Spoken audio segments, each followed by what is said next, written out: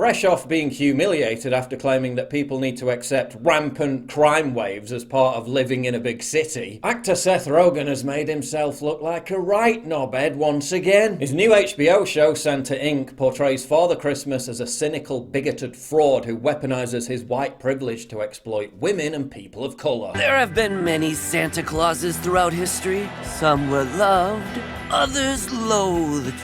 But the position of Santa has mostly been a white man's game.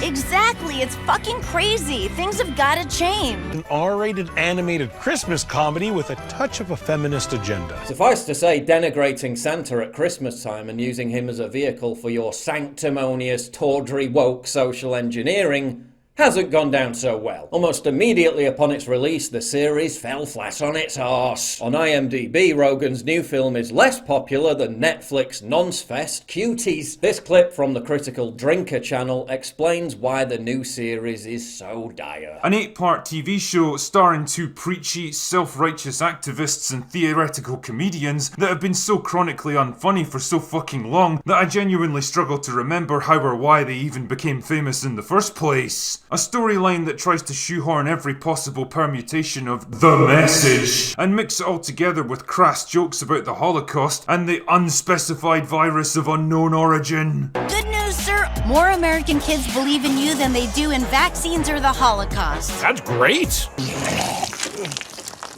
Fucking hell, this show's pretty much the perfect distillation of everything wrong with modern Hollywood. The premise of what could laughably be considered the story is that Sarah Silverman plays one of Santa's loyal elves, toiling away thanklessly all year long at the North Pole, while he gets to swan in at the 11th hour and take all the glory for himself. And if the subtle allegory of a rich, lazy old white man taking credit for the hard work of his downtrodden subordinates is somehow lost on you, then fear not, because the trailer takes the time to literally spell it out for you in a way that even your average TikToker could understand. Full video of that is in the description, but Rogen refused to accept that no one likes his crappy new Christmas flick for genuine reasons. Not because it cynically seeks to sow yet more division at a time when everyone just wants to eat, drink and be merry. Not because of its malevolently insidious purpose of brainwashing children by sugarcoating CRT and other far-left wacky dogmas in a Christmas theme. Not because on the face of it the acting is shite and the plot sucks a fat one. No, the real culprit, as ever,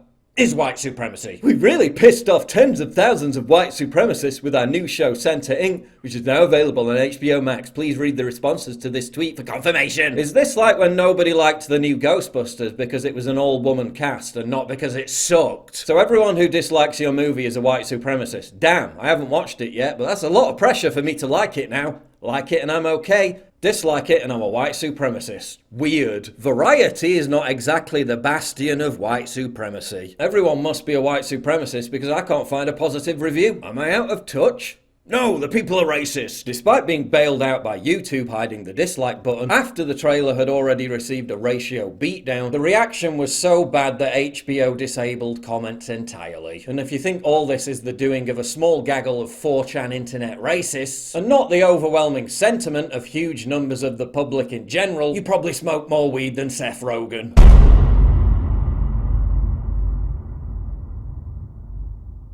To get exclusive content, early access, behind the scenes stuff, and to personally interact with me, please sign up for my community at pauljosephwatson.locals.com. Link in description, and thank you for your generous support.